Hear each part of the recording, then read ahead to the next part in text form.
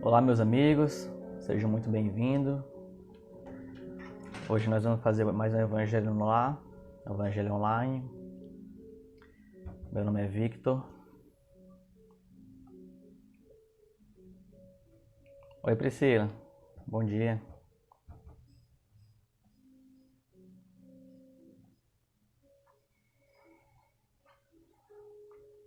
Esperar as outras pessoas chegarem para a gente poder começar.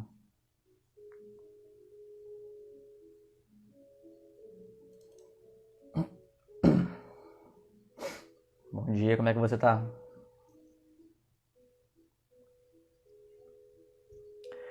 Tá dando pra ouvir a música direitinho aí, do fundo? O áudio tá bom também?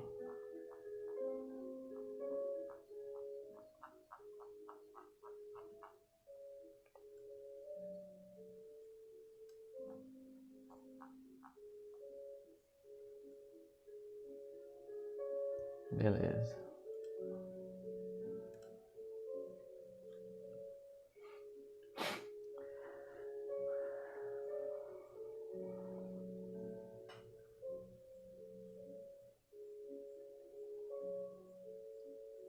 Então eu vou fazer a oração inicial. Depois deixa eu só colocar aqui logo.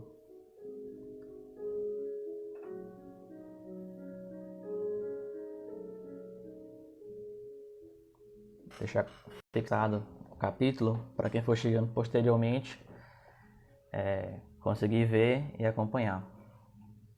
Então vou fazer a oração inicial e aí depois faço uma leiturazinha do livro Pão Nosso e depois faço a leitura do nosso Evangelho. Quem quiser fechar os olhos para se concentrar melhor, sinta-se à vontade.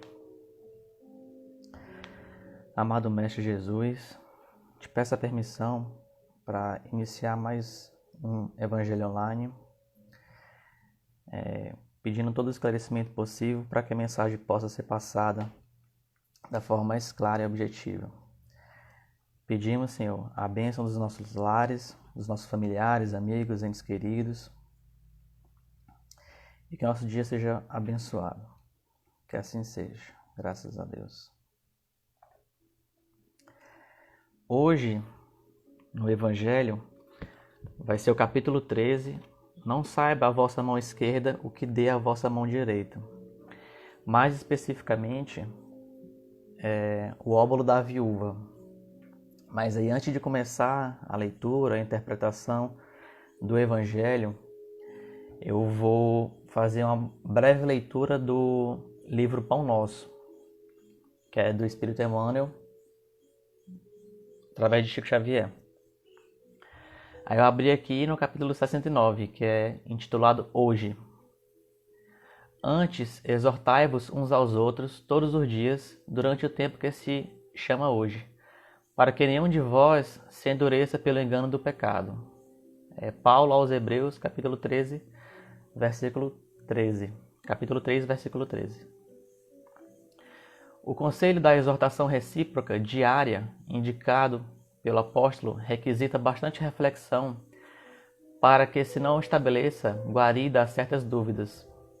Salientemos que Paulo imprime singular importância ao tempo que se chama hoje, destacando a necessidade de valorização dos recursos em movimento pelas nossas possibilidades no dia que passa. Acreditam muitos que para aconselharem os irmãos necessitam falar sempre, transformando-se em discutidores contumazes. Importa reconhecer, porém, que uma advertência, quando se constitua somente de palavras, deixa invariável vazio após sua passagem. Qual ocorre no plano das organizações físicas? Edificação espiritual alguma se levantará sem bases. O exortai-vos uns aos outros representa um apelo mais importante que o simples chamamento aos duelos verbais.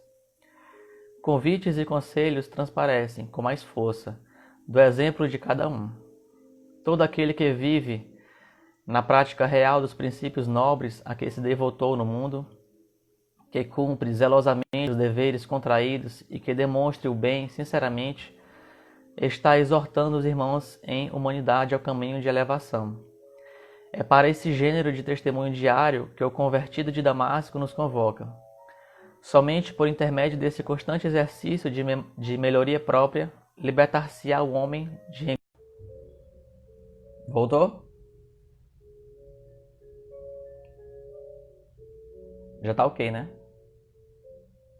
Eu vi que deu uma travada, eu parei pra...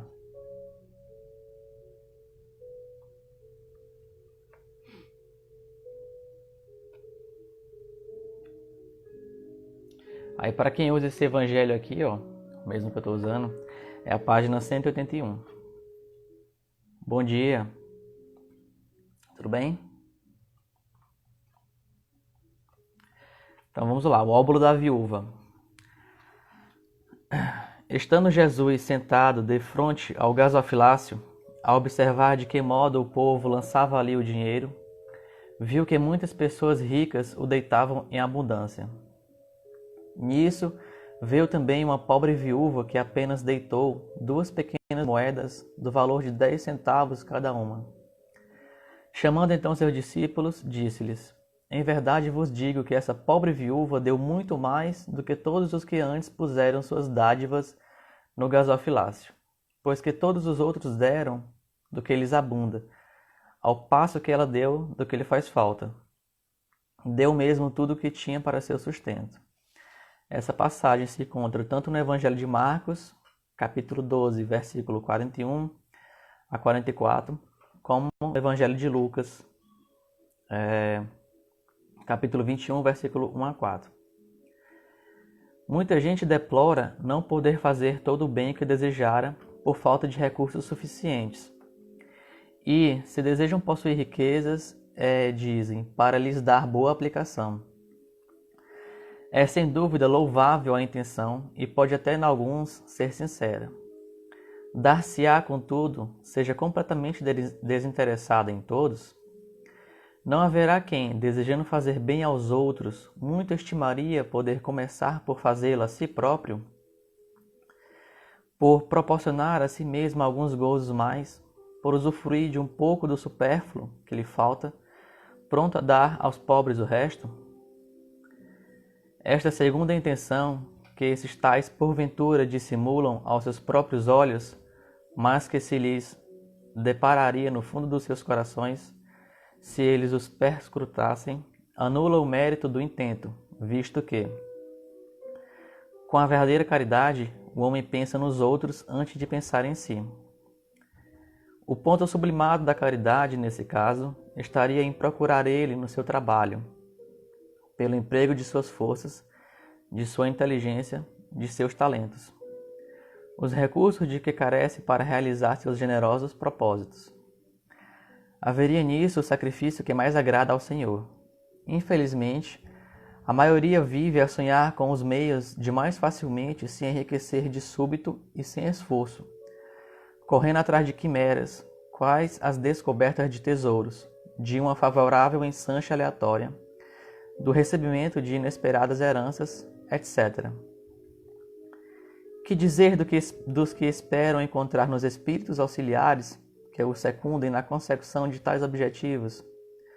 Certamente não conhecem nem compreendem a sagrada finalidade do Espiritismo, e ainda menos a missão dos espíritos a quem Deus permite se comuniquem com os homens. Daí vem o serem punidos pelas decepções. Aqueles cuja intenção está isenta de qualquer ideia pessoal devem consolar-se da impossibilidade em que se veem de fazer todo o bem que desejariam. Lembrando-se de que o óbolo do pobre, do que dá privando-se do necessário, pesa mais na balança de Deus do que o ouro do rico, que dá sem se privar de coisa alguma. Grande seria realmente a satisfação do primeiro, se pudesse socorrer, em larga escala, a indigência. Mas, se essa satisfação lhe é negada, submeta-se e se limite a fazer o que possa. Aliás, será só com dinheiro que se podem secar lágrimas e dever-se-á ficar inativo desde que não se tenha dinheiro? Todo aquele que sinceramente deseja ser útil a seus irmãos 1000 ocasiões encontrará de realizar o seu desejo. Procure-as e elas se lhe depararão. Se não for de um modo, será de outro. Porque ninguém há que, no pleno gozo de suas faculdades, não possa prestar um serviço qualquer, prodigalizar um consolo, minorar um sofrimento físico ou moral, fazer um esforço útil. Não dispõem todos a falta de dinheiro, do seu trabalho, do seu tempo, do seu repouso, para de tudo isso dar uma parte ao próximo? Também aí está a dádiva do pobre, o óbolo da viúva. Então aqui, a palavra-chave dessa parte é a caridade. Não só dessa parte, mas também como todo o capítulo 13, né? Então logo no comecinho aqui ele faz um questionamento bem interessante. Porque muitos de nós, às vezes, desejamos ganhar um tipo de riqueza ou bem material para poder ajudar o próximo, esperando o momento certo, o momento oportuno para poder ajudar. Mas ele questiona se o desejo realmente é sincero na maioria das pessoas, né? Porque em algumas até é sincero esse desejo de poder ganhar algo e depois ajudar o próximo. Pode ser até da parte inteira do que ganhou ou não. Mas em outros, tem um desejo de beneficiar a si e depois ajudar o próximo. E isso, uma parte que ele fala aqui interessante, é que anula o mérito do intento. Por quê? Existem duas coisas diferentes, né? Que é a ação e a intenção. Então eu tenho uma ação de doar, maravilha, é muito boa. Mas e a minha intenção por trás disso? Às vezes eu estou aqui doando algo, mas a minha real intenção é chamar a atenção das pessoas, me colocar na frente das pessoas, chamar a atenção de qualquer forma possível, né? E isso é dito bem logo no começo do capítulo 13, né? A esse tipo de pessoas, digo-vos em verdade, já receberam sua recompensa. E quais são a recompensa que essas pessoas queriam? Serem louvadas, terem o reconhecimento dos outros, né? Pelo ato da doação. E quando isso acontece, quando a intenção não é genuína, não é algo que parte pela bondade, desinteressada, ela anula o mérito da ação de doar, né? Porque aqui ele fala, com a verdadeira caridade, o homem pensa nos outros antes de pensar em si. E aí um aspecto interessante desse pensar nos outros antes de pensar em si, é que se nós formos olhar no Livro dos Espíritos, na questão 893, lá Allan Kardec pergunta, né, qual a mais meritória de todas as virtudes? E os Espíritos respondem, todas as virtudes têm o seu mérito, visto que elas representam um progresso na senda do bem. Porém, a mais meritória de todas é a caridade, porque ela parte dentro de si, daquele desinteresse e de poder ajudar o outro. E aqui mais na frente ele vai falar, o ponto sublimado da caridade, nesse caso, estaria em procurar ele no seu trabalho, pelo emprego de suas forças, de sua inteligência, de seus talentos, os recursos de que carece para realizar seus generosos propósitos. Essa parte já é uma resposta para aquela anterior, em que ele questiona se a intenção de ganhar algo não seria em benefício próprio. Então, é melhor a pessoa conseguir aquilo que ela deseja pelo seu esforço próprio, pelo trabalho, pelo emprego de suas forças, da sua inteligência, do seu talento. E aqui no aspecto do talento, todos nós temos talentos, né? Suponhamos que eu tenho um talento de pintura. Aí eu faço as minhas pinturas, posso vender depois, posteriormente. Se eu tenho um talento de cozinhar bem, eu posso fazer algum prato e vender depois, posteriormente. Fazer um bolo e vender o bolo. E com isso, ou então não precisa nem vender, pode doar também. Para muitas casas espíritas recebem, né, a doação do alimento para ser vendido nas cantinas. E o dinheiro ser reinvestido dentro da casa espírita, né? Aí, outra parte que eu marquei aqui em vermelho é esse questionamento que ele faz. Que dizer do que esperam encontrar nos espíritos auxiliares que os secundem na consecução de tais objetivos? Esses objetivos a que eles se referem é o objetivo da pessoa querer enriquecer, esperar enriquecer. Aqui ele fala, descobrindo tesouros, ou em quimeras, sorteios, heranças. Certamente não conhecem nem compreendem a sagrada finalidade do Espiritismo, e ainda menos a missão dos espíritos a quem Deus permite se comuniquem com os homens. Aí essa parte que foi retirada do livro dos médiuns fala a respeito da comunicação com os espíritos, o que se pode ou não perguntar. E é mais especificamente nesse item 295, ele vai falar a respeito dos tesouros, das riquezas, né? Sobre os tesouros ocultos, se os espíritos podem ou não revelar ou falar a respeito disso. E aí a resposta é que não podem, porque os espíritos elevados, eles não se ocupam desse trabalho. Os espíritos mais nobres, mais elevados, eles vão ajudar as pessoas. Quem se compraz com esse tipo de atitude, de atividade, são os espíritos zombeteiros. E aí, aqui no finalzinho ele fala, daí vem serem punidos pelas decepções. A pessoa acaba esperando tanto que vai ser ajudada por algum tipo de espírito, por alguma reza, alguma coisa, e no final acaba se contrariando. E aqui mais na frente ele fala um pouquinho. Aqueles cuja intenção está isenta de qualquer ideia pessoal devem consolar-se da impossibilidade em que se vem de fazer todo o bem que desejariam. Aí aqui é interessante porque ele fala da parte da conformação, né? Poxa vida, eu não tenho aquela quantidade material, financeira que eu gostaria de ter para poder ajudar o outro. Aí ele fala, não, mas se conforme. Porque existem outras maneiras de você ajudar. Não existe só aquela maneira material, financeira. Você pode ajudar alguém doando parte do seu tempo para escutar alguém. Até porque nesses dias, nessa época que nós vivemos, muitas pessoas, por conta desse isolamento, se sentem sozinhas e precisam conversar, né? Então você tá ali escutando a outra pessoa, aberto ao diálogo, já é um tipo de caridade também. E a caridade, por si só, ela é bem mais ampla. Isso eu vou falar um pouquinho depois, mas ela é bem mais ampla do que só a parte de doar.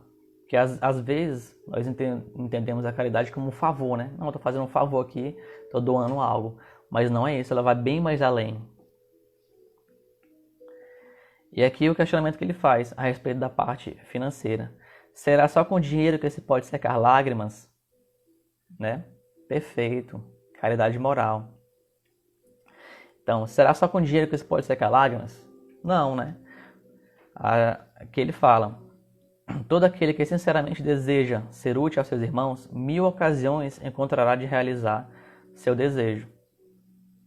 Ou seja, você consolar alguém, você ajudar alguém de alguma forma, sem ser a parte material, financeira, você vai estar praticando a caridade. E um aspecto assim da caridade é que ela faz parte do homem de bem. No livro dos Espíritos, Allan Kardec pergunta os caracteres do homem de bem, né? E aí são 3, justiça, amor e caridade. Deixa eu só pegar aqui a questão 918, que é os Espíritos falam a respeito dessas 3 características, né? Ó, o homem de bem é o que pratica a lei de justiça, amor e caridade na sua maior pureza. Se interrogar na própria consciência sobre os atos que praticou, perguntará se não transgrediu essa lei, se não fez o mal, se fez todo o bem que podia, se ninguém tem motivos para dele se queixar, enfim, se fez aos outros o que desejara que eles fizessem. Possuído do sentimento de caridade e de amor ao próximo, faz o bem pelo bem, sem contar com qualquer retribuição, e sacrifica seus interesses à justiça. Então essa já faz parte dos caracteres do homem de bem, né? A justiça, o amor e a caridade. E aí Allan Kardec ainda pergunta no Livro dos Espíritos como seria a caridade para Jesus Cristo, né? Na concepção de Jesus, na visão de Jesus, o que seria a caridade. Aí os espíritos respondem que é benevolência, indulgência e perdão. E aí você pode ver que a caridade ela se abrange a esses outros 3 aspectos. Benevolência para com todos, indulgência para com os erros dos outros, equívocos dos outros, e o perdão. E aí um aspecto da indulgência que também é abordado no Evangelho mesmo que você veja o erro dos outros, mesmo que saliente aos seus olhos, não é interessante você apontar os erros dos outros. Até porque, quando nós apontamos os erros dos outros, as más tendências, nós estamos vendo aquilo que um dia esteve em nós, ou que ainda está em nós.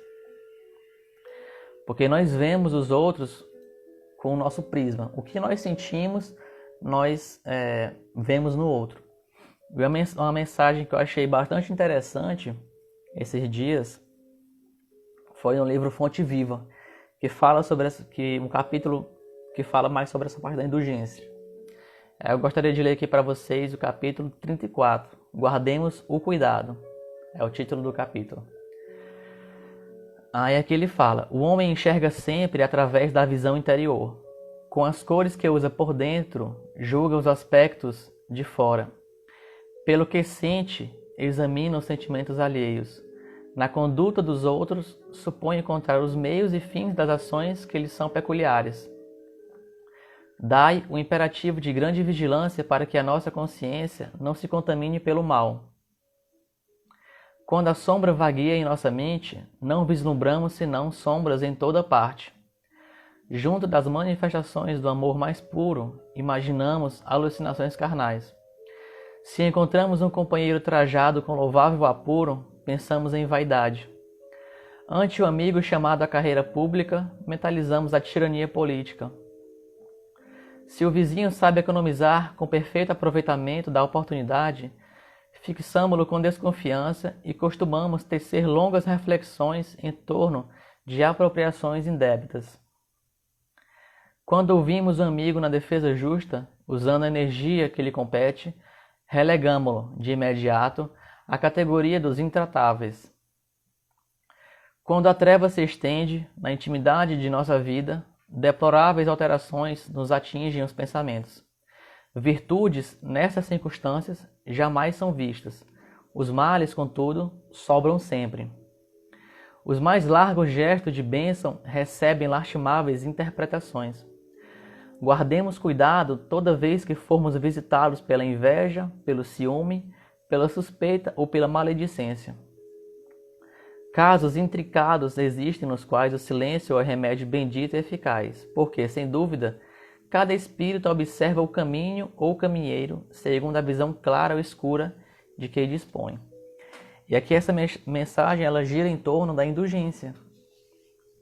Aqui ele fala que as pessoas elas vão ver os outros de acordo com o seu prisma, na visão clara ou turva de que tem, né? E aqui deu vários exemplos.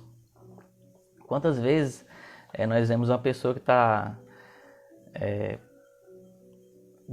tem aquela condição financeira boa e aí às vezes questionamos de onde vem aquilo, de onde não vem.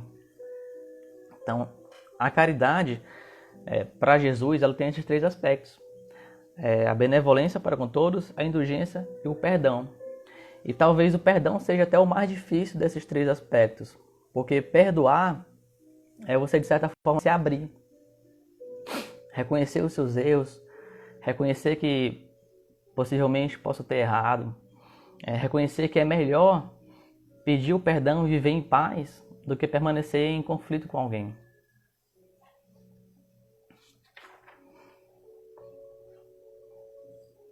Então é isso. A caridade não é só aquela parte material, não é só a parte financeira. Nós podemos fazer também a caridade através da caridade moral, como já foi dito nos comentários, né? Ajudando alguém, consolando alguém, conversando com alguém. Até um simples bom dia pode ser um tipo de caridade também. E essa é a mensagem de hoje, do óbolo da viúva. Espero ter conseguido passar a mensagem de forma clara, objetiva, Espero que tenha ficado um entendimento a todos vocês. Lembrando que amanhã tem o programa Vida Consciente, né? E aí eu gostaria de fazer a oração final para podermos encerrar esse evangelho online. Quem quiser fechar os olhos para se concentrar melhor.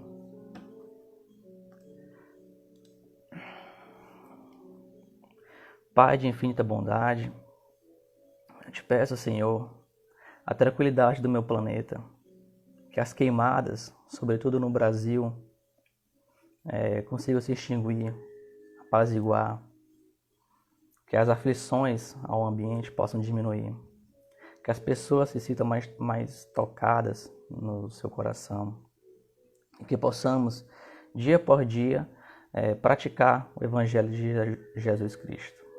Que assim seja, graças a Deus.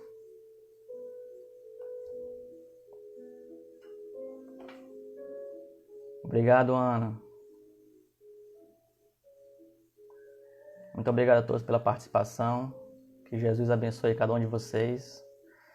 Tenham todos um bom dia e uma excelente semana. Até a próxima.